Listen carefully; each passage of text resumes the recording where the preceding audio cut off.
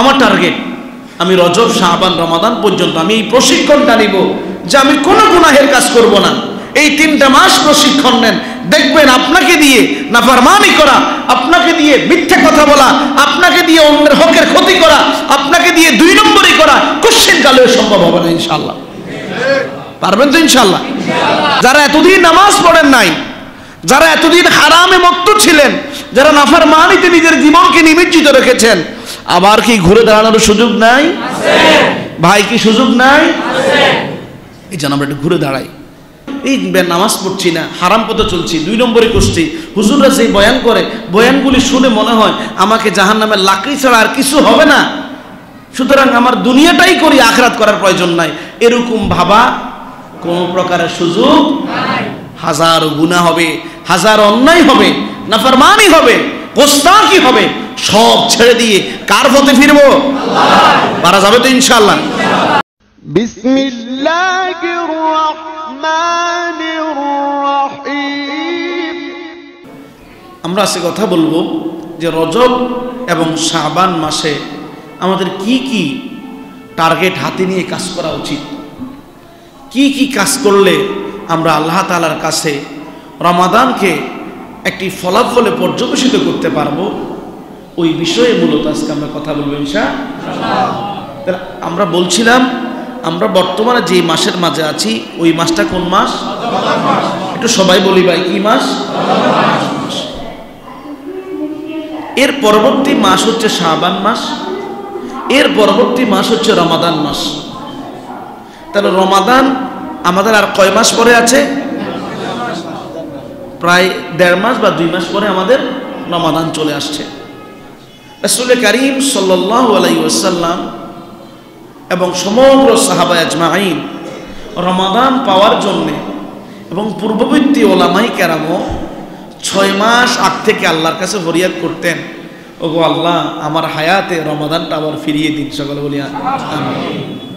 ওনারা দোয়া করতেন কয় মাস আগে? আমাদের সামনে সময় আছে কতটুকু? 2 মাস, সর্বোচ্চ 2 মাস, 2 মাসও নেই। এখন আমাদের কি করতে হবে? রাসূল কারীম সাল্লাল্লাহু আলাইহি ওয়াসাল্লাম এই জন্য উম্মতকে কিছু মেসেজ দিয়েছেন। আল্লাহ তাআলা কোরআনুল কারীমে সরাসরি কিছু কিছু মাসকে সম্মানিত করেছেন। ওই মাসগুলোর মধ্য থেকে অন্যতম সম্মানিত মাস হচ্ছে চলমান রজব মাস। চলমান কি মাস? রজব মাস। আমরা এই মাস সম্পর্কে অনেকেই জানি না, অনেকেই গাফেল। রমাদান মাসের গুরুত্ব আমরা অনেকেই জানি, যে রজব মাসের যে একটা গুরুত্ব আছে, শাবান মাসের যে একটা মাহাত্ম্য আছে, এই জিনিসটা আমাদের অনেকেরই অজানা। আল্লাহ তাআলা যিনি বলবেন, যিনার শুনবেন, সকলকে আমলের নিয়তে ইখলাসের সাথে শোনার তৌফিক দিন। সকলে বলি আমিন। প্রিয় ভাইয়েরা, আল্লাহ সুবহানাহু ওয়া তাআলা এই মানব জাতিকে পৃথিবীতে পাঠালেন দুনিয়ার জাগতিক জীবনে বান্দা কিভাবে চলবে, কিভাবে চললে বান্দার জীবনে সফলতা হবে, কিভাবে চললে বান্দা জান্নাতি হবে, কোন দিকে গেলে বান্দা জাহান্নামী হয়ে যাবে। বান্দাকে একটা নির্দিষ্ট হায়াত দিয়ে দেওয়া হয়েছে। কত বছর বান্দা দুনিয়াতে থাকবে কেউ জানে নাকি? কত বছর বান্দা দুনিয়াতে থাকবে কেউ যেহেতু জানে না, যে কোনো সময়ের মাঝে বান্দার চলে যাওয়ার ডাক চলে আসতে পারে। ওই জন্য আল্লাহ রাব্বুল আলামিন বান্দাকে যে হায়াত দিয়েছেন, ওই হায়াতের মাঝে কিছু কিছু সময়কে আল্লাহ দামি বানিয়ে দিয়েছে। তোমার জন্য দুনিয়ার জমিনে হায়াত থাকাকালীন সময়ে যে হায়াতটা তুমি পেলে, সপ্তাহের মাঝে শুক্রবার দিনকে আমি আল্লাহ দামি বানিয়ে দিলাম, মাসের মাঝে 4টা মাসকে আমি আল্লাহ দামি বানিয়ে দিলাম, রাতের মাঝে রাতের শেষ অংশকে দামি বানিয়ে দিলাম, নামাজের মধ্য থেকে তোমার জন্য ফজর এবং আসরকে আমি আল্লাহ গুরুত্বের দিক দিয়ে বাড়িয়ে দিলাম। উদ্দেশ্য হলো সব তো আদায় করবে, যেন দামি সময়গুলোতে আরো যত্ন নিয়ে আদায় করতে পারো।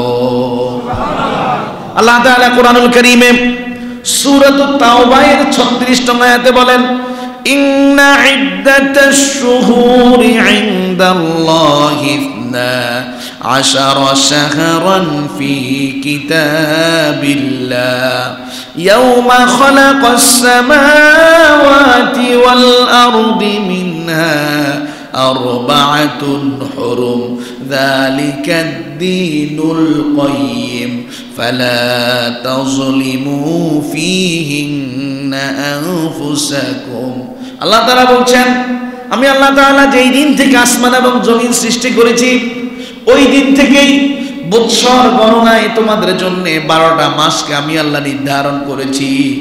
ওই 12টা মাসের মধ্য থেকে 4টা মাসকে আমি আল্লাহ অতীব সম্মানিত বানিয়েছি। বৎসর গণনায় মাস কয়টা? কথা বলেন, কয়টা? বৎসর গণনায় মাস কয়টা? 12টা।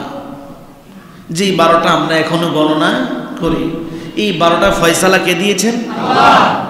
কিসের আয়াত? কোরআনের আয়াত বলছি। কিসের আয়াত? সূরা তাওবার 36 নং আয়াত। আল্লাহ বলছেন আমি দিয়েছি 12টা মাস। এই 12টা মাসের মধ্য থেকে 4টা মাসকে আমি আল্লাহ অতীব সম্মানিত বানিয়েছি। কয়টা মাসকে সম্মানিত বানিয়েছি? 12টা মাস থেকে 4টা মাস অতীব সম্মানিত, বাকি 8টা মাস ওটাও আল্লাহ তাআলার কাছে সম্মানিত মাস। তবে ওই 8টা মাসের ভিতরে 4টা মাসের মর্যাদা আল্লাহ তাআলার কাছে অতীব বেশি। আল্লাহ এরপরে বলছেন এটি আমি আল্লাহর সুস্পষ্ট ফয়সালা হয়ে গিয়েছে। সিদ্ধান্ত কি? ফালা তাযলিমু ফীহিন্না আনফুসাকুম। ওই 4টা মাসের মাঝে অন্যায় করে, অপরাধ করে, গোস্তাখি করে, নাফরমানি করে নিজের প্রতি নিজে কোনো জুলুম করো না। সিদ্ধান্ত কার? আল্লাহ। যদি আল্লাহর এই সিদ্ধান্ত পছন্দ না হয় আয়াতটা কেটে দিয়ে পারবেন? না। ক্ষমতা আছে কারো? না। আল্লাহ বলছেন আমি আল্লাহ তাআলা তোমাদেরকে 12টা মাস দিয়েছি বছর গণনায়।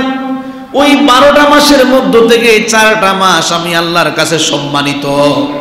গোলামরে শোনো, 4টা মাসের মাঝে কি করবে? ফালা তাযলিমু ফীহিন্না আনফুসাকুম। কোনো প্রকার গুনাহ করে নিজের প্রতি নিজে জুলুম করো না। প্রশ্ন হলো 4টা মাস কি? কোরআনে তো এই 4টা মাসের কথা বলা হয় নাই। 12টা মাস থেকে 4টা মাস বলেছে। কোন 4টা মাস সম্মানিত? হাদিস শরীফের মাঝে এই আয়াতের প্রসঙ্গে নবীজির একটি হাদিস উল্লেখ করা হয়েছে। হযরত আবু বকর সিদ্দিক রাদিয়াল্লাহু আনহু হাদিস বর্ণনা করেন। সহিহ বুখারী শরীফ খুললে হাদিসটি পাবেন। রাসূল করিম সাল্লাল্লাহু আলাইহি সাল্লাম বলেন, আস-সানাতু 12 শাহরান মিনহা 4 হুরুম। আল্লাহ তাআলা বছর গণনায় 12টা মাস দিয়েছেন। ওই 12টা মাসের মাঝে 4টা মাস আল্লাহর কাছে অতীব সম্মানিত। নবীজি বলেন সেই মাসগুলা কি? শোনো, সালাসাতুন মুতাওয়ালিয়াত, 3টা মাস ধারাবাহিকভাবে আসে। ওই 3টা মাস কি? যুলকআদা, যুলহিজ্জা, মুহররম। যুলকআদা, যুলহিজ্জা, মুহররম। যুলকআদা, যুলহিজ্জা, মুহররম। সহজ কথায় জিলহজ মাসে আমরা কোরবানি করি। কোরবানির আগের মাস এবং কোরবানির পরের মাস 3টা মাস। নবীজি বলেন আরেকটা মাস আছে ওয়া রজব, যেই মাসের মাঝে আমরা এখন অবস্থান করছি। নবীজি বলেন এই 3টা মাস এবং রজব মাস আল্লাহ রাব্বুল আলামিনের কাছে সম্মানের দিক দিয়ে অতীব সম্মানিত। আল্লাহ বলছেন সম্মানিত। ওই মাসের মাঝে ইবাদত বন্দেগী করে, নাফরমানি না করে ওই মাসের সম্মান রক্ষা করার দরকার আছে না নাই? আছে। হুজুর আমি আগে যেরকম সুদ খাইতাম এই মাসেও খাবো, আগে যেরকম দুর্নীতি করতাম এই মাসেও করব, আগে যেরকম চোরা কারবারি করতাম এই মাসেও করব, এমন মানুষ কি নাই? আছে। তবে হ্যাঁ, কিছু কিছু মানুষ চেঞ্জ হয়। রোজার মাস আসলে দুর্নীতি ছেড়ে দেয়। ভাই ঘুষের টাকা যা দিবেন ডয়ারের ভিতরে দেন, রোজার মাস হাত দিয়ে ধরার কোনো সুযোগ নাই। আল্লাহ আমাদেরকে হেফাজত করেন, সকলে বলি আমিন। ভাই হারাম হারাম, হাত দিয়ে ধরুন, না হলে মুখ দিয়ে ধরুন, বা চোখের ইশারায় করুন, আপনি আল্লাহর কাছে আসামি হয়ে গেলেন। এই জন্য এই 4টা মাসের মাঝে কোনো গুনাহের কাজ করা যাবে না। প্রিয় ভাই খেয়াল করেন, তাহলে এই 4টা মাসে আমাদের একটা মিশন নিয়ে আগানো দরকার। কি নিয়ে আগানো দরকার? মিশন নিয়ে। এই 4টা মাসে রাসূল করিম সাল্লাল্লাহু আলাইহি ওয়াসাল্লাম কেমন চলতেন, কেমন ফিরতেন, কেমন সময়গুলো কাটাতেন, এই ব্যাপারে যে সমস্ত বর্ণনা এসেছে, বিশেষ করে রজব মাসের ব্যাপারে, আমরা যেই মাসে আছি এই মাসের ব্যাপারে স্পেশাল কোনো ইবাদতের বিষয়ে হাদিসে উল্লেখ নাই। তবে একটা উল্লেখ আছে, এই মাসে আল্লাহ তাআলা হাবিব আল্লাহ তাআলার কাছে রমাদান পাওয়ার জন্য বেশি দোয়া করতেন। রমাদান পাওয়ার জন্য বেশি কি করতেন? তাহলে আমাদের প্রথম কাজ হবে কি করা? মনে হয় কষ্ট হচ্ছে আপনাদের? আমার কথা কি বুঝতে কষ্ট হচ্ছে? তাহলে আমাদের প্রথম টার্গেট হবে আমরা আল্লাহর কাছে দোয়া করব। পারবেন তো ইনশাআল্লাহ? হাদিস শরীফ উল্লেখ করা হয়েছে, হযরত আনাস ইবনে মালিক রাদিয়াল্লাহু আনহু হাদিস বর্ণনা করেন, মিশকাত শরীফের হাদিস। তিনি বলেন, ইদা দাখালা রজব, যখন রজব মাস পদার্পণ করত, রাসূল করিম সাল্লাল্লাহু আলাইহি ওয়াসাল্লাম আল্লাহ তাআলার কাছে হাত বাড়িয়ে ফরিয়াদ করত, আল্লাহুম্মা বারিক লানা ফি রজব ওয়া শাবান ওয়া বাল্লিগনা রমাদান। সবাই বলি, আল্লাহুম্মা বারিক লানা ফি রজব ওয়া শাবান ওয়া বাল্লিগনা রমাদান। আল্লাহ, রজব এবং শাবানের বরকত আমাকে নসিব করে দাও, আমার হায়াতকে রমাদান পর্যন্ত পৌঁছিয়ে দাও। প্রথম টার্গেট হবে দোয়া করা। প্রথম টার্গেট কি? 2 নম্বর টার্গেট আসসালাহ, নামাজ পড়া। অসংখ্য গণিত এমন এমন ভাই পাওয়া যায় 5 ওয়াক্ত নামাজ যথাসময় আদায় করে না। বলে, হুজুর আগে এক সময় ঠিকঠাক নামাজ পড়তাম, এখন শয়তানে ধরেছে আর নামাজ পড়তে ভালো লাগে না। আপনার প্রতি আল্লাহর পক্ষ থেকে অবধারিত একটা বিধান নামাজ। প্রিয় ভাইয়েরা, সবে বরাত, সবে মেরাজ, রমাদান মাস আসলেই মানুষের নামাজ পড়ার ধুম নামে সারা রাত মসজিদের দরজা খোলা রাখতে হয়। হায়রে, আজকে মনে হয় নামাজ পড়েই শেষ হয় না। অথচ আল্লাহ আপনাকে প্রতিদিন 5 ওয়াক্ত নামাজ দিয়েছেন। আপনি চেষ্টা করলে ওই সময় আদায় করার মধ্য দিয়ে আল্লাহ তাআলার কাছে কবুলযোগ্য বান্দা বলে গণ্য হয়ে যেতে পারতেন। এই জন্য 2 নম্বর টার্গেট হবে, কখনো আমরা ফরজ নামাজ ছাড়বো না। যত কষ্টই হোক, যত বিপদে থাকেন, যত মুসিবতে থাকেন, আপনাকে ফরজ নামাজ কোনোভাবে ছাড়া যাবে না। হাদিস শরীফ উল্লেখ করা হয়েছে, তাবরানী শরীফের হাদিস। রাসূল করিম সাল্লাল্লাহু আলাইহি ওয়াসাল্লাম বলেন, আমি যখন মেরাজে গেলাম, মেরাজে গিয়ে দেখতে পেলাম কিছু মানুষের মাথার উপরে বড় বড় পাথর দেওয়া আছে। কিছু মানুষের মাথার উপরে বড় বড় পাথর দেওয়া আছে, তারা ওই পাথরগুলাকে বহন করে আছে। আমি এই দৃশ্যটি দেখে জিজ্ঞেস করলাম জিবরাইলকে, মা হাউলা, ও ভাই জিবরাইল, একটু বলো তো এই মানুষগুলা কারা, কেন এই শাস্তি তাদেরকে দেওয়া হচ্ছে? জিবরাইল বললেন, আল্লাযী তাতাফাকালু রুউসুহুম আনিস সালাতিল মাকতুবা, এরা হচ্ছে আপনার সেই উম্মত যে মানুষগুলা ফরজ নামাজ আদায় করাকে নিজের জন্য বোঝা মনে করত। আল্লাহ তাআলা এই জন্যে দুনিয়াতে নামাজকে বোঝা মনে করার কারণে তাদের মাথার মাঝে বড় পাথরকে বোঝা বানিয়ে দিয়েছে। এই জন্য ভাই, নামাজ ছাড়বেন না। সবাই বলেন, নামাজ ছাড়বেন না। আপনি যদি 5 ওয়াক্ত নামাজ ধারাবাহিক আদায় করেন, সপ্তাহের মাঝে, মাসের মাঝে, বছরের মাঝে কোনোদিন আপনার ফরজ নামাজ ছুটে না, মাঝে মাঝে আপনি তাহাজ্জুদের নামাজও আদায় করেন, হঠাৎ করে একদিন ঘুমিয়ে গেলেন, মনের অজান্তেই নামাজের ওয়াক্ত চলে গেল, আপনি জামাত পেলেন না।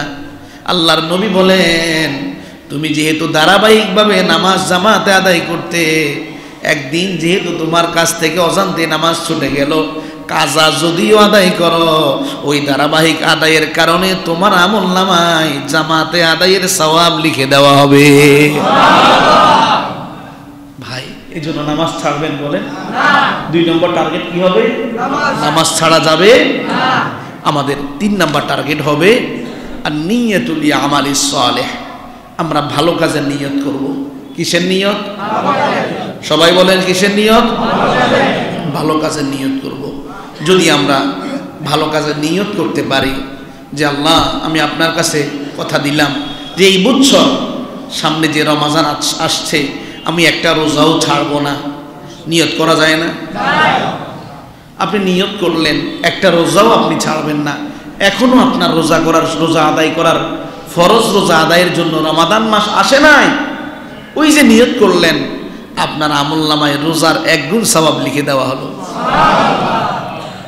আর যদি আপনি পুরোপুরি রমাদানে ওই নিয়ত অনুযায়ী টার্গেট রেখে পুরো রোজার মাস আল্লাহর গোলামির মধ্য দিয়ে কাটাতে পারেন, আপনার আমলনামায় পরিপূর্ণ সওয়াব লিখে দেওয়া হয়। হাদিস শরীফ উল্লেখ করা হয়েছে, মুসলিম শরীফের হাদিস, হযরত আনাস ইবনে মালিক রাদিয়াল্লাহু আনহু হাদিস বর্ণনা করেছেন। রাসূল করিম সাল্লাল্লাহু আলাইহি ওয়াসাল্লাম বলেন, ওমান হাম্মা বিহাসানাতিন ফালাম ইয়ামালুহা কুতিবাত লাহু বিহাসানা ফা ইন আমিলাহা কুতিবাত লাহু আশারা। আমার কোন উম্মত যদি কোন প্রকার নেক আমল করার মনস্থ করে, এখনো নেক আমল করে নাই, তার আমলনামার মাঝে একটা হাসানা লিখে দেওয়া হয়। যখন ওই ব্যক্তি পরিপূর্ণরূপে ওই আমলটা আদায় করে, একটা আমলের বিনিময়ে তার আমলনামায় আরো 10 গুণ সওয়াব বাড়িয়ে দেওয়া হয়। নবীজি এর পরে বলেন, ওমান হাম্মা বিসাইয়্যা, সকলেই নেক আমল করবে বিষয়টা এমন না। কিছু কিছু মানুষের মনের মাঝে শয়তান ওয়াসওয়াসা দিবে, ওই মানুষটা শয়তানের প্ররোচনায় পড়ে খারাপ কাজ করে ফেলবে। খারাপ কাজ করার আগে তার মনের মাঝে গুনাহ করার জন্য যে পরিকল্পনা সে তৈরি করেছে, মনের মাঝে গুনাহ করবে হ্যাঁ আশা যে নিয়েছে, ফালাম ইয়ামালুহা, কিন্তু এখনো পর্যন্ত ওই গুনার কাজটা করে নাই, লাম তুকতাব শাইআ, আল্লাহ বলেন মনে মনে গুনাহ করার আশা করার পরেও তার আমলনামায় একটা গুনাহও লেখা হয় না। অথচ নেক আমল করার পরিকল্পনা করার সাথে সাথেই আপনার আমলনামায় কি লেখা হয়? সওয়াব লিখে দেওয়া হয়। এই জন্য ভাই, আমরা প্রথম টার্গেট দোয়া করব, 2 নম্বর টার্গেট নামাজ পড়ব। পারবো তো ইনশাআল্লাহ? আজকে যারা ফজর পড়েন নাই, ওই সমস্ত ভাইরা নিয়ত করেন যে আল্লাহ, আমি জুমার নামাজ শেষ হওয়ার পরে আমি আমার ফরজ নামাজটা কাজা আদায় করব। নিয়ত করেন, পারবেন তো ইনশাআল্লাহ? যারা করেন নাই মনে মনে বলে ফেলেন যে আল্লাহ, আমি আমার ফরজ নামাজটা আজকে কাজা আদায় করব। আপনি যদি 1 ওয়াক্ত নামাজ বা জামা আদায় করেন, আল্লাহর নবী বলেন আপনার আমলনামায় 10 ওয়াক্ত নামাজ দেখার সওয়াব লিখে দেওয়া হয়। 5 ওয়াক্ত নামাজ যদি কমপ্লিট আদায় করেন, আপনার আমলনামায় 50 ওয়াক্ত নামাজ আদায় সওয়াব লিখে দেওয়া হয়। হাদিস শরীফে উল্লেখ করা হয়েছে, হযরত আনাস ইবনে মালিক রাদিয়াল্লাহু আনহু হাদিস বর্ণনা করেন, মুসলিম শরীফে হাদিস, যেই দিন আল্লাহ রাসূল সাল্লাল্লাহু আলাইহি ওয়াসাল্লাম মেরাজে গিয়েছিলেন, আল্লাহ তাআলার পক্ষ থেকে 50 ওয়াক্ত নামাজ হাদিয়া হিসাবে পেয়েছিলেন। মুসা আলাইহিস সালাতু ওয়াস সালামের অনুরোধে যখন বারবার আল্লাহর কাছে গেলেন, নামাজ বারবার কমিয়ে আনলেন।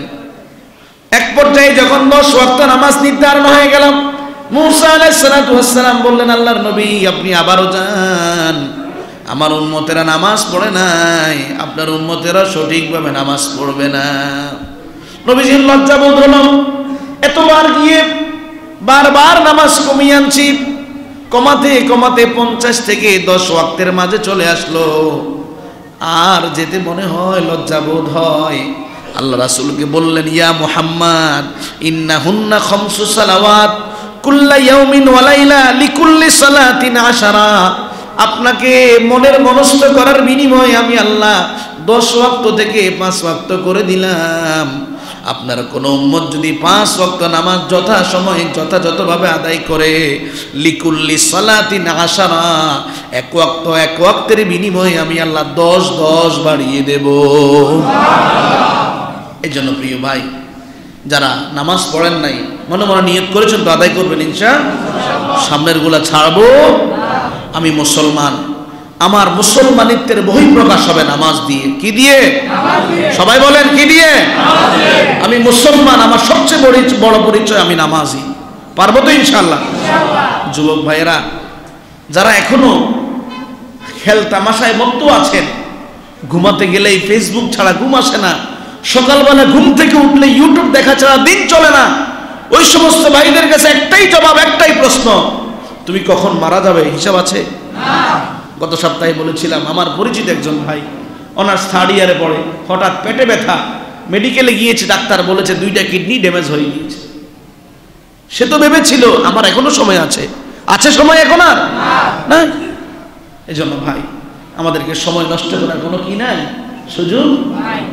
3 নাম্বার টার্গেট হলো আমাদের, 4 নাম্বার টার্গেট, তারকুল মাসিয়া, কোনো গুনাহের কাজ করব না। কোনো গুনাহের কাজ, সকলে বলেন কোনো গুনাহের কাজ। সকলে বললেন না, অনেকে নীরব আছেন, চিন্তা করলেন যদি বলি কি বিপদে পড়ি। বিপদে পড়বেন না, একটু বলেন কোনো গুনাহের কাজ। আমার টার্গেট, আমি রজব, শাবান, রমাদান পর্যন্ত আমি এই প্রশিক্ষণটা নিব যে আমি কোনো গুনাহের কাজ করব না। এই 3টা মাস প্রশিক্ষণ নেন, দেখবেন আপনাকে দিয়ে নাফরমানি করা, আপনাকে দিয়ে মিথ্যা কথা বলা, আপনাকে দিয়ে অন্যের হকের ক্ষতি করা, আপনাকে দিয়ে 2 নম্বরই করা কোশ্চেন কালেও সম্ভব হবে না ইনশাআল্লাহ। পারবেন তো ইনশাআল্লাহ? কেননা আল্লাহ তাআলা এই আয়াতের মাঝে বলছেন ফালা তাজলিমু ফিহিন্না আনফুসাকুম, গোলাম রে তুমি নিজের প্রতি নিজে জুলুম করে জাহান্নামী হয়ে যেও না। আল্লাহ তাআলা আমাদেরকে তৌফিক দিন, সকলে বলি আমিন। 4 নাম্বার টার্গেট হবে তাহসিলু দুআউল মালাইকা, ফেরেশতাদের দোয়ার ভাগীদার হওয়া। ফেরেশতাদের দোয়ার ভাগীদার হওয়া। অনেকে একটু ভাবছেন যে বুঝতে মনে কষ্ট হচ্ছে, আল্লাহ তাআলার স্পেশাল কিছু ফেরেশতা থাকে যে সমগ্র ফেরেশতারা সর্ব অবস্থায় মুমিনদের জন্য দোয়া করে। সুবহানাল্লাহ, বাড়ি যায় বলি। ফেরেশতারা কার জন্য দোয়া করে? আমরা কারা? সবাই বলেন আমরা কারা? মনের মাঝে হিম্মত নাই? আমরা কারা? মুমিন। আমাদের জন্য কারা দোয়া করে? ফেরেশতারা। কিছু কিছু আমল আছে যে আমলগুলা করা দ্বারা ফেরেশতাদের দোয়ার ভাগীদার হওয়া যায়।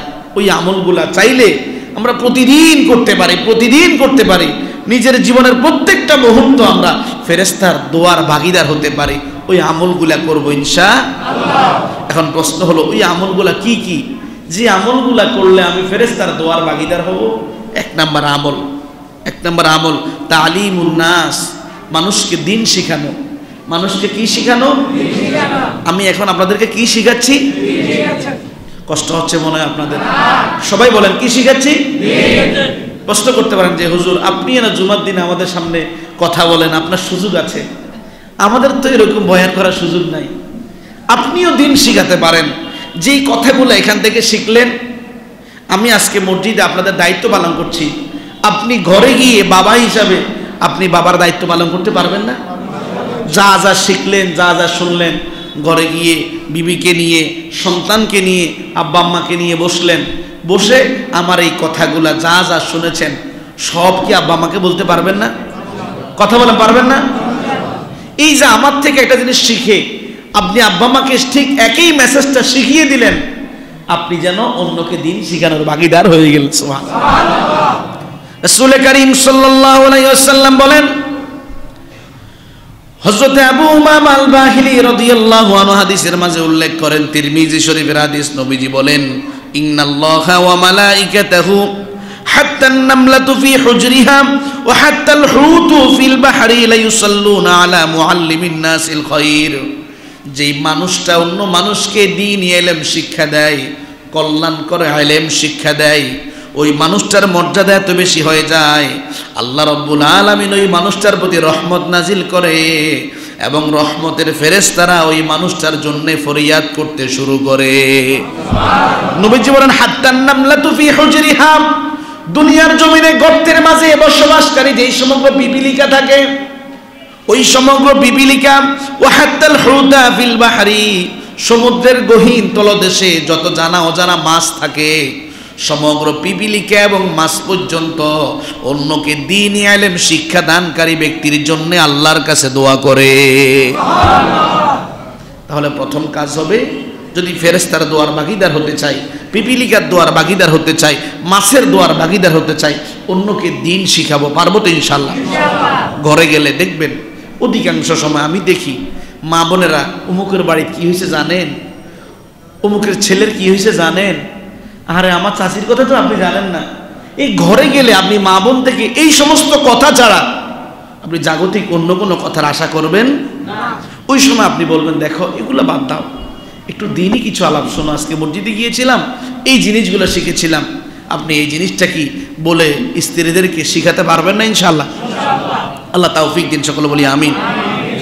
যদি আপনি এই কাজগুলো করেন, আপনি যেন ফেরেশতার দোয়ার ভাগীদার হয়ে গেলেন। আর ফেরেশতাদের দোয়া কেমন জানেন? ফেরেশতারা যেই দোয়া করে ওই দোয়া কবুল হয়ে যায়। ফেরেশতার দোয়া কি হয়ে যায়? বুখারী শরীফের ব্যাখ্যা গ্রন্থ লিখেছেন আল্লামা ইবনে হাজার আসকালানী রাহিমাহুল্লাহ, তিনি বলেন মা'লুমুন আন্না দুআউল মালাইকা মুজাব। হাদিসের গবেষণা করে এই সংবাদ আমরা দিতে পারি যে ফেরেশতারা যেই দোয়া করে ওই দোয়া কখনো ব্যর্থ হয় না, ওই দোয়া কবুল হয়ে যায়। সুবহানাল্লাহ। আর আল্লাহর স্পেশাল কিছু ফেরেশতা আছে যারা শুধুমাত্রই মুমিন বান্দা বান্দির জন্য দোয়া করতে থাকে। সুবহানাল্লাহ। দলিল কি? সূরাতুল গাফিরের 7 নং আয়াত আল্লাহ তাআলা বলছেন, আল্লাযীনা ইয়াহমিলুনাল আরশা ওয়া মান হাওলাহু ইউসাব্বিহুনা বিহামদি রাব্বিহিম ওয়া ইউমিনুনা বিহি ওয়া ইয়াস্তাগফিরুনা লিল্লাযীনা আমানু। আল্লাহ তাআলা বলেন, আমি আল্লাহর আরশকে বহন করার জন্য কিছু স্পেশাল ফেরেশতা আছে। কিছু কিছু ফেরেশতা আমার আরশকে বহন করে রাখে, আবার কিছু ফেরেশতা আমার আরশের চারদিকে অবস্থান করে। আরশ বহনকারী ফেরেশতা, চারদিকে অবস্থানকারী ফেরেশতারা সর্ব অবস্থায় ওই সমগ্র মুমিনদের জন্য ইস্তেগফার করে, দোয়া করে। ওই সমগ্র মুমিনদের জন্য আল্লাহর কাছে ফরিয়াদ করে যারা হৃদয় থেকে আল্লাহর প্রতি ঈমান এনেছে। আমরা কি মুমিন? আমরা কি? সবাই বলেন আমরা কি? বুকে হাত দিয়ে বলেন আমরা কি? সন্দেহ আছে? বিন্দু মাত্র সন্দেহ নাই। জীবনে সবকিছুতে সন্দেহ হবে, আমার ঈমানে কোনো সন্দেহ নাই। তাহলে ফেরেশতাদের দুয়ার ভাগীদার হতে হলে প্রথম কাজ হলো মানুষকে দ্বীন শিক্ষা দেওয়া। কি শিক্ষা দেওয়া? 2 নম্বর কাজ আদ্দাস সালাতা ফিস সাফিল আউয়াল, মসজিদে প্রথম কাতারে নামাজ আদায় করা।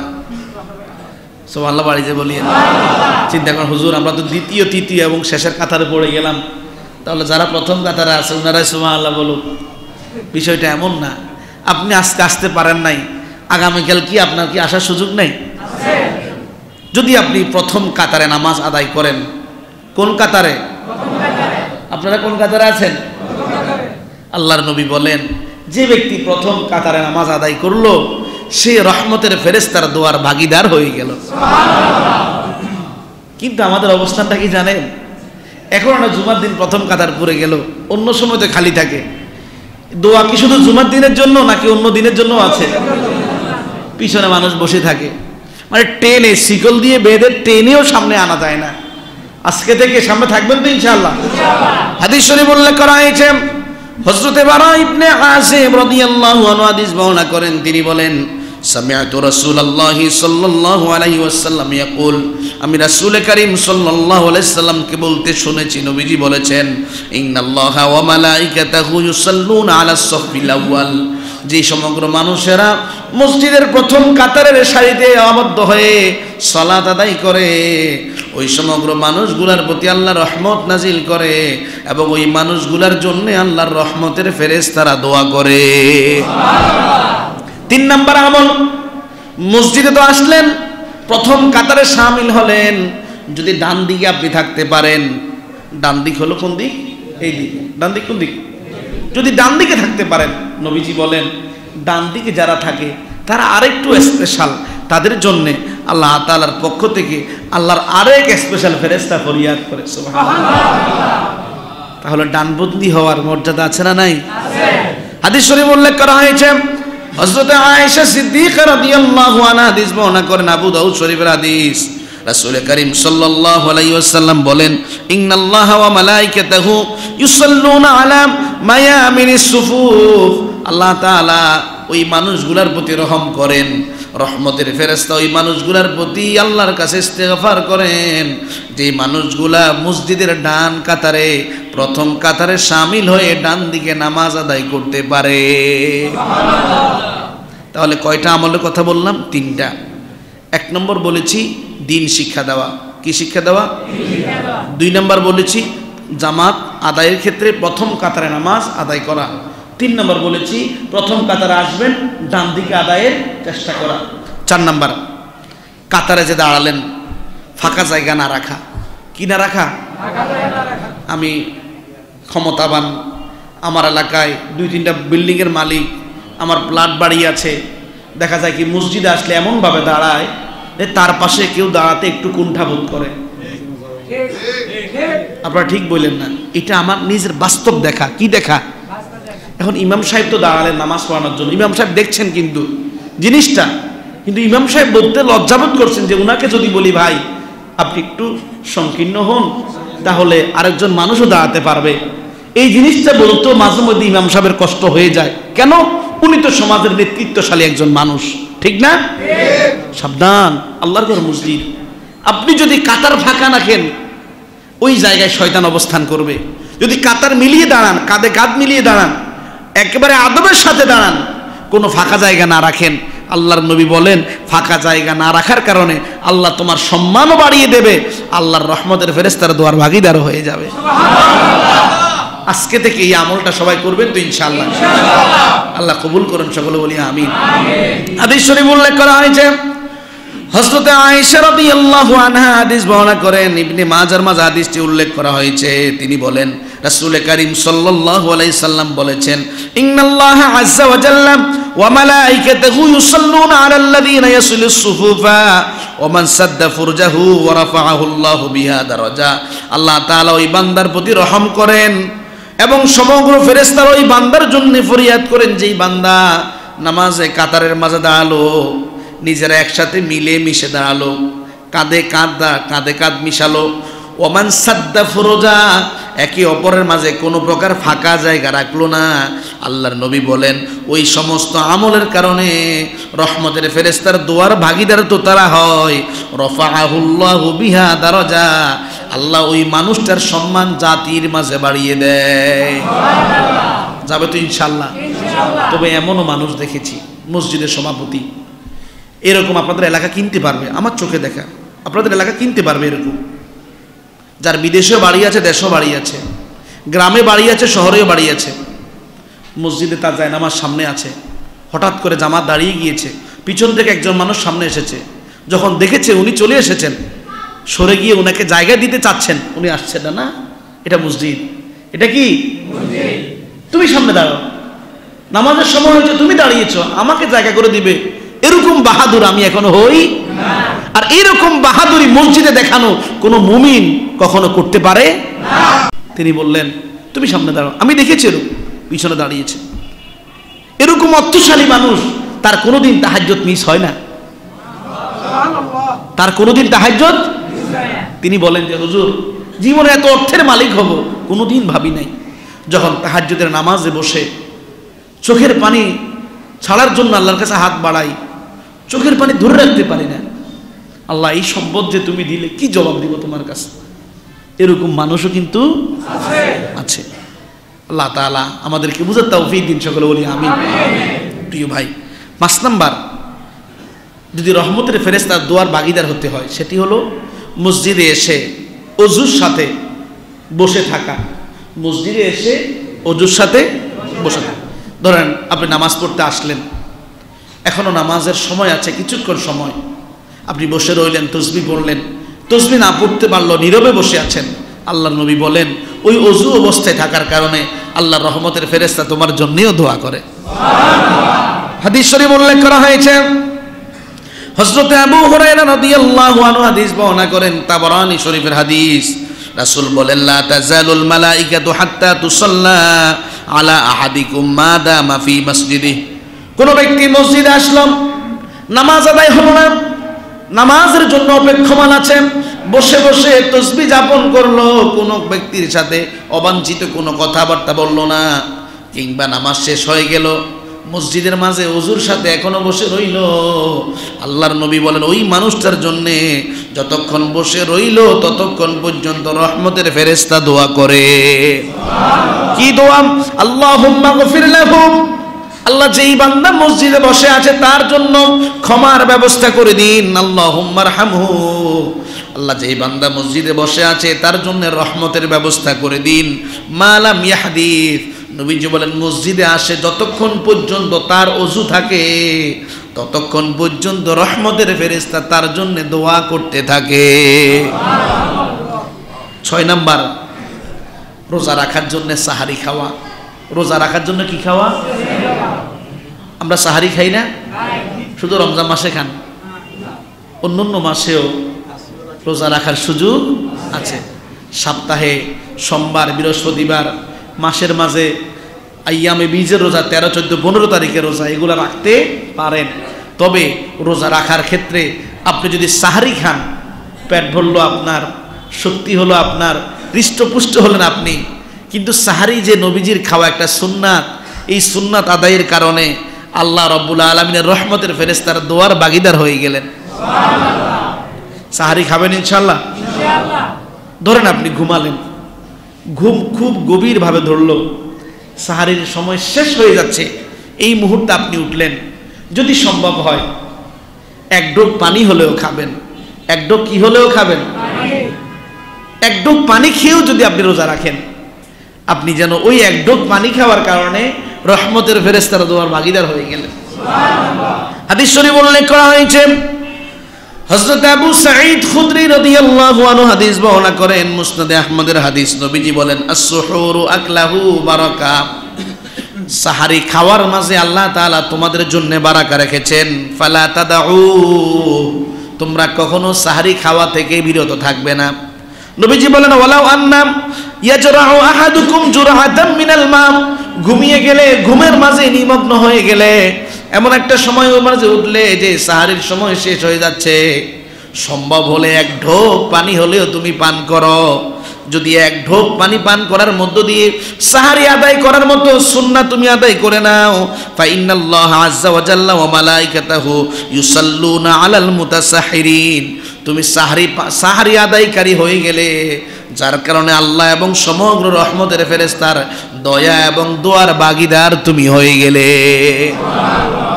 আল্লাহ তাআলা আমাদের তৌফিক দিন, সকলে বলি আমিন। 7 নাম্বার, অসুস্থ রোগীর, অসুস্থ মানুষ, বিপদগ্রস্ত মানুষের সহযোগিতা করা। কি করা? হঠাৎ একজন মানুষ অসুস্থ হয়ে গিয়েছে, আপনি বাজার করতে গেলেন, দেখলেন একজন মানুষ হঠাৎ ঢুলে পড়ে যাচ্ছে আপনার সামনে, আপনি কি তাকিয়ে তাকিয়ে দেখবেন? না। ভিডিও করে ফেসবুকে ছাড়বেন? না। এখন কিন্তু এটাই হচ্ছে। এখন কি হচ্ছে?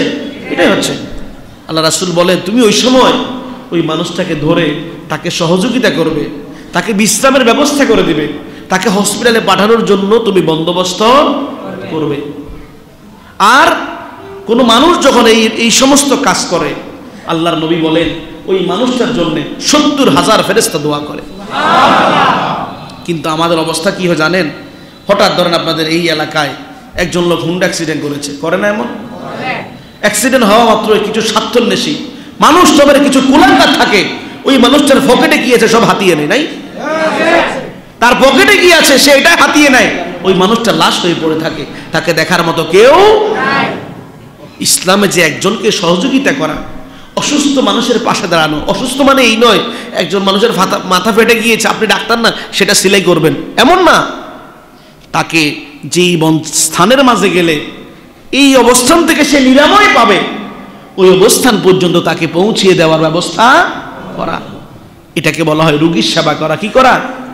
আমার ওস্তাদ ডক্টর বি.এম. মফিজুর রহমান আল আজহারি, আইআইইউসির প্রফেসর, আপনারা সকলেই ছিলেন, উনি বললেন যে একদিন মাহফিলে গেলাম, মাহফিল থেকে আসার পথে গাড়ি অ্যাক্সিডেন্ট হয়ে গেল। গাড়ি অ্যাক্সিডেন্ট হতে কারো হাতে না, হঠাৎ যখন গাড়ি অ্যাক্সিডেন্ট হলো উনি রক্তাক্ত হয়ে গেলেন, ভিডিও ম্যানে রক্তাক্ত হয়ে গেলেন, পাশে থাকা আরেকজন ভাই রক্তাক্ত হয়ে গেলেন। এমন একটা অবস্থা, ওই জায়গায় উপস্থিত একটা গাড়ি নিবে এরকম কোনো ব্যবস্থা নাই। উনি বলেন রাস্তায় দাঁড়ালাম, যতজন মানুষকে হাত দিয়ে ইশারা দিলাম, প্রত্যেকজন মানুষ গাড়ি দাঁড় করিয়ে যখন দেখেছে আমাদের গায়ে রক্ত, কেউ আমাদেরকে নেয় নাই। এই জাতিকে ওয়াজ করে লাভ কি বলেন? এই জাতিকে ওয়াজ করে লাভ কি? আপনার একটা মুহূর্তে একজন মানুষকে তাড়াতাড়ি হসপিটালে নেওয়া দ্বারা ওই মানুষটা তো মৃত্যুর হাত থেকে বাঁচতে পারে না? এই জন্য ভাই, অসুস্থ মানুষের সেবা করা দ্বারা, বিপদগ্রস্ত মানুষের সামনে দাঁড়িয়ে যাওয়া দ্বারা রহমতের ফেরেশতার দোয়ার ভাগীদার হওয়া যায়।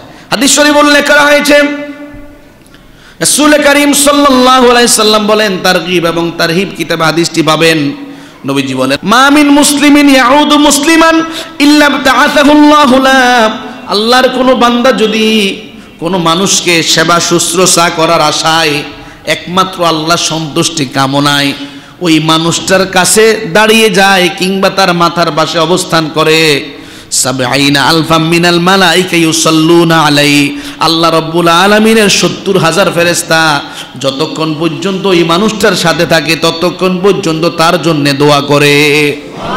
নবীজি বলেন আইয়ু সাআতিন মিনান নাহার, দিনের কোন অংশে ঘটনা ঘটে গেল, ওই কোন অংশের মাঝে তুমি তোমার ভাইকে সহযোগিতা করলে, সন্ধ্যা পর্যন্ত রহমতের ফেরেশতা 70,000 তোমার জন্য দোয়া করে। ওয়া আইয়ু সাআতিন মিনাল লাইল, রাতের বেলায় অসুস্থ ভাইকে সেবা করতে গেলে সকাল পর্যন্ত তোমার জন্য 70,000 ফেরেশতা দোয়া করতে থাকে। পারা যাবে ইনশাআল্লাহ? পারবেন ইনশাআল্লাহ? কোনো মানুষ আপনার সামনে বিপদে পড়েছে, আপনি হাত গুটিয়ে যদি থাকেন, আমি এই কথা বলার পরে যদি হাত গুটিয়ে থাকেন, আল্লাহর আদালতে আপনি আসামি হবেন। আল্লাহর আদালতে আপনি কি হবেন? আল্লাহ তৌফিক দিন, সকলে বলি আমিন। প্রিয় ভাইয়েরা, 8 নাম্বার, যদি রহমত পেতে চান আল্লাহর এবং রহমতের ফেরেশতার দোয়ার ভাগীদার হতে চান, 8 নম্বর কাজ হবে আসসালাতু আলান নবী সাল্লাল্লাহু আলাইহি সাল্লাম, নবী সাল্লাল্লাহু আলাইহি সাল্লামের প্রতি বেশি বেশি দরুদ পড়া। কি পড়া? সাল্লাল্লাহু আলাইহি ওয়াসাল্লাম, সাল্লাল্লাহু আলাইহি ওয়াসাল্লাম, সাল্লাল্লাহু আলাইহি ওয়াসাল্লাম। আমল করা যাবে তো ইনশাআল্লাহ? প্রতিদিন 100 বার করে হলেও পড়বেন। কতবার? 100 বার। ফরজ নামাজের পরে যখন নামাজ শেষ, হাতের মাঝে গনে গনে গনে গনে 20 বার। পারবেন না? কথা বলেন, পারবেন না? 20 বার পড়তে কি আপনার 2 মিনিট সময় লাগে? এরকম যদি 5 ওয়াক্ত নামাজে 20 বার 20 বার পড়েন, দিন শেষে কতবার? 100 বার। সবাই বলেন কতবার? 100 বার। যতবার পড়লেন ততবার আল্লাহ আপনাকে ক্ষমা করলো, যতবার পড়লেন রহমতের ফেরেশতার দোয়ার ভাগীদার আপনি হয়ে গেলেন। হাদিস শরীফ উল্লেখ করা হয়েছে, হযরত আব্দুল্লাহ ইবনে আমির রাদিয়াল্লাহু আনহু হাদিস বর্ণনা করেন। তিনি বলেন, হাদিসটি আমার আব্বা আমাকে শুনিয়েছেন। সামিআতু রাসূলুল্লাহি সাল্লাল্লাহু আলাইহি ওয়াসাল্লাম ইয়াকুলু আলাল মিম্বার। আমার আব্বা বলেন, রাসূল করিম সাল্লাল্লাহু আলাইহি ওয়াসাল্লাম মসজিদে নববীর মিম্বারের মাঝে বসে বসে বয়ান করছে। রহমতের নবীর বয়ান থেকে আমি শুনেছি, নবীজি বলেছেন, মা মিন আবদিন ইউসাল্লি আলাইয়া সালাতান ইল্লা সাল্লাত আলাইহিল মালায়েকা। আমার কোন উম্মত যদি আমার প্রতি একবার দরুদ পড়ে, সাল্লাল্লাহু আলাইহি ওয়াসাল্লাম, নবীজি বলেন, ইল্লা সাল্লাত আলাইহিল মালায়েকা, আমার নিকট দরুদ পড়তে দেরি, তার জন্য রহমতের ফেরেশতারা দোয়া পড়তে দেরি হয় না। নবীজি বলেন, মা দামা ইউসাল্লি আলাইহি, মা দামা ইউসাল্লি আলাই, আমার উম্মত তার হায়াতে, তার জীবদ্দশায় 24 ঘন্টা সময়ের মাঝে যত না সময় আমার প্রতি দরুদ পড়ে, তত সময় ধরে রহমতের ফেরেশতা তার জন্য দোয়া করে। নবীজি বলেন যে ফালিয়াকুল যালিকা আও লিয়ুকসার, আমার উম্মত কম হোক বেশ হোক প্রতিদিন আমার প্রতি কিছু না কিছু দরুদ আদায় করো। কম হোক বেশ হোক প্রতিদিন আমার প্রতি কিছু না কিছু দরুদ আদায়। আল্লাহ তাআলা আমাদেরকে তৌফিক দিন, সকলে বলি আমিন। প্রিয় ভাইয়েরা, তাহলে আমরা আজকে কথা বললাম কি নিয়ে? রজব এবং শাবান মাসের টার্গেট নিয়ে। কি নিয়ে? সবাই বলেন কি নিয়ে? আমরা সামনে কি করব, কি টার্গেট আমাদের আছে? আমরা বলেছিলাম প্রথম টার্গেট দোয়া করব। প্রথম টার্গেট কি করব? 2 নম্বর টার্গেট আমরা 5 ওয়াক্ত নামাজ কখনো ছাড়বো না। 3 নম্বর টার্গেট আমরা গুনাহ ছেড়ে দিয়ে আমরা নিজের জীবন যাপন করব। 4 নম্বর টার্গেট আমরা নেক আমল করার নিয়ত করে বসে থাকবেন নাকি বাস্তবায়নও করবেন? এবং আমরা 5 নম্বর বলেছি ফেরেশতাদের দোয়ার ভাগীদার হওয়ার চেষ্টা করব। ফেরেশতাদের দোয়ার ভাগীদার কি করে হবেন, এই প্রসঙ্গে কথা বলতে গিয়ে আমরা সর্বপ্রথম বলেছি মানুষকে দ্বীন শিক্ষা দেব। কি শিক্ষা দেব? 2 নম্বর বলেছি মসজিদে এসে প্রথম কাতারে নামাজ আদায় করব। 3 নম্বর বলেছি প্রথম কাতারের ডান পাশে নামাজ আদায়ের চেষ্টা করব। 4 নম্বর বলেছি যে আমরা কাতারে কোনো প্রকার ফাঁকা জায়গা রাখবো না। 6 নম্বর বলেছি আমরা নামাজের স্থানে বসে বসে অবাঞ্ছিত কথা না বলে তাসবিহ আদায় করব। 6 নম্বর বলেছি আমরা সাহারি খাবো এবং যদি প্রয়োজন হয়, সময় না থাকে, 1 ঢোক পানি দিয়ে হলেও সাহারিটা আদায় করব। 7 নম্বর বলেছি আমরা রোগীর, অসুস্থ মানুষ, বিপদগ্রস্ত মানুষের পাশে দাঁড়াবো। 8 নম্বর বলেছি আমরা নবীজির প্রতি বেশি বেশি দরুদ পড়ব। এই কাজগুলা কারা কারা করবেন একটু হাত তুলেন তো ভাই, আল্লাহ কবুল করুন, সকলে বলি আমিন। প্রিয় ভাই, কথাগুলি এই জন্যই বলছি, আমরা এখানে যারা আছি সবাই কি মুসলিম না? আমাদের আব্বা মুসলিম না? আমরা মুসলমানের ঘরের সন্তান না? আমরা অনেকেই নিশ্চিত হয়ে বসে আছি যে আমার আব্বা মুসলিম, আমার আম্মা মুসলিম, আমিও মুসলিম, আমি তো জান্নাতি। কিন্তু আপনার নসিবে কি লেখা আছে আপনি কি তা দেখেছেন? তকদিরে কিন্তু লেখা হয়ে গিয়েছে। এজন্য অতি উৎসাহী হয়ে, অতি আশাবাদী হয়ে বসে থাকার কোনো সুযোগ নাই। হাদিস শরীফে উল্লেখ করা হয়েছে হযরত আব্দুল্লাহ ইবনে মাসউদ রাদিয়াল্লাহু আনহু হাদিস বর্ণনা করেন, সহিহ বুখারী এবং মুসলিম শরীফ হাদিসটি পাবেন। রাসূল করিম সাল্লাল্লাহু আলাইহি সাল্লামের সাহাবী আব্দুল্লাহ ইবনে মাসউদ বলেন, আমি ওই নবীর কথা বলছি যেই নবীর কথা পৃথিবীর সমগ্র সত্যের চাইতেও সত্য। মুহাম্মাদুর রাসূলুল্লাহ সাল্লাল্লাহু আলাইহি ওয়াসাল্লাম বলেন, সন্তান দুনিয়ায় আসার আগে স্বামী স্ত্রী যখন মা বাবা মিলন করে, বাবার বীর্যটা যখন মায়ের মাঝে প্রবেশ করে 40 দিন পর্যন্ত বীর্য আকারে থাকে। 40 দিন অতিক্রান্ত হয়ে যাওয়ার পরে ওই বীর্যটা একটা রক্তে পিণ্ডে পরিণত হয়। আল্লাহর নবী বলেন আরো 40 দিন অতিক্রান্ত হয়ে যাওয়ার পরে ওই রক্তটা মাংসে পরিণত হয়ে যায়। নবীজি বলেন আরো 40 দিন যখন অতিক্রান্ত হয়ে যায়, ফাবাআসাল্লাহুল মালাইকা, আল্লাহ ওই গোস্তপিণ্ডের মাঝে রূহ সঞ্চার করার জন্য একজন রহমতের ফেরেশতা প্রেরণ করে। নবীজি বলেন ফায়ুক্তাবু আমালাহু ওয়া আজালাহু ওয়া রিজকাহু ওয়া শাকিয়্যুন ওয়া সাঈদ। রহমতের ফেরেশতা এসে ওই মানুষটার দৈনন্দিন জীবনে কেমন আমলদার হবে, ওই মানুষটার হায়াত কেমন হবে, দুনিয়াতে ওই বান্দার রিজিক কেমন থাকবে, ওই বান্দা দুনিয়াতে ভালো মানুষ হবে না অসভ্য মানুষ হবে, এই জিনিসটা বান্দার জন্য লিপিবদ্ধ করে দেয়। মায়ের পেটে থাকাকালীন সময়ে তার আমল লেখা হয়ে যায়, সে কেমন আমলদার। মায়ের পেটে থাকাকালীন সময়ে দুনিয়াতে তার রিজিক কেমন হবে লেখা হয়ে যায়। মায়ের পেটে থাকাকালীন সময়ে দুনিয়াতে কত হায়াত পাবে লেখা হয়ে যায়। মায়ের পেটে থাকাকালীন সময়ে দুনিয়াতে ভালো মানুষ হবে না খারাপ মানুষ হবে লেখা হয়ে যায়। এই কথাটুকু নবীজি বলার পরে নবীজি এবার কসম করলেন, ফাওয়াল্লাযী লা ইলাহা গায়রু, আমি ওই আল্লাহর কসম করি, আমি নবী মুহাম্মদ যে আল্লাহ ছাড়া কোনো ইলাহ নাই।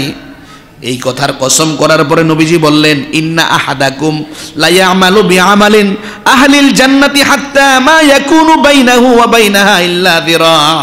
তোমাদের মাঝে এমন অসংখ্য মানুষ আছে যে মানুষটা সারা জীবন জান্নাতে যাওয়ার নেক আমল করলে তোমার এবং জান্নাতের মাঝে দূরত্ব হচ্ছে মাত্র 1 হাত। কত হাত? 1 হাত।